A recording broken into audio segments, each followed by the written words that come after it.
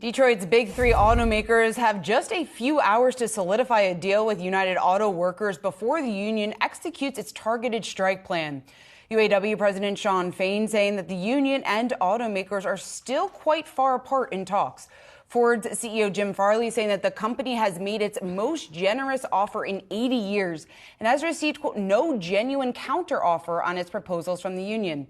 So where do we go from here? Well, our next guest may have an idea given his experience in the auto industry. We want to bring in Bob Nardelli. He's the former CEO of Chrysler, also the former CEO of Home Depot. Bob, it's good to see you. So given your experience, I know you've been in similar talks in the past when you were at Chrysler. What's happening right now in the 11th hour of negotiations?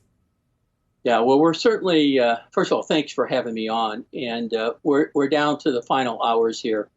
And what happens is typically, there's a big ask and then there's rational discussions that hopefully prevail and we don't have a strike. As you know, no one wins in a strike, particularly if it's prolonged. You never make up the wages that you lost. You never make up the customers that you may have lost, and the impact could be devastating. Now, look, I understand the importance of making a living given that we're dealing with this inflationary period here. But this just continues to inflate inflation. We saw UPS 40% wage settlement. The head of the Teamsters said it was probably the most lavish settlement that he's ever sent. And Jim Farley just mentioned, this would be the biggest proposal offered in 80 years. We now see that the average UPS driver is making about $170,000 a year. That's number one. The American Airlines, another 30-40% increase, over $9 billion in wages. We saw the dock employees out on the West Coast, again, another 30 to 40% wage increase. So the momentum is certainly swinging that way. And you would understand the importance of having financial income for your family during this inflationary period that we're all challenged with in many, many ways. So I hope cool heads prevail. They started at 46%. They went to 40. Now somewhere between 36 and 38, but they're looking for 32-hour work week, 32 hour with a 40-hour work week pay. I don't know how you build cars without employees in the factories. They want to restore pension.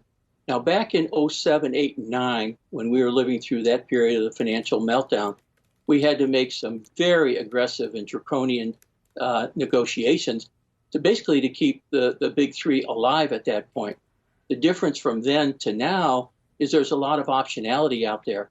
If the big three goes on strike, then we'll see, whether it's Toyota, whether it's BMW, Hyundai, et cetera, there are options now for cars.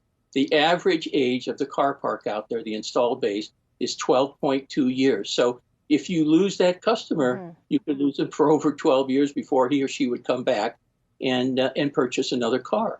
One of the benefits I had at Chrysler is I had Ron Finger, who was an unbelievably supportive, open-minded individual of what we had to do to save the big three back in 07, 8, and 9.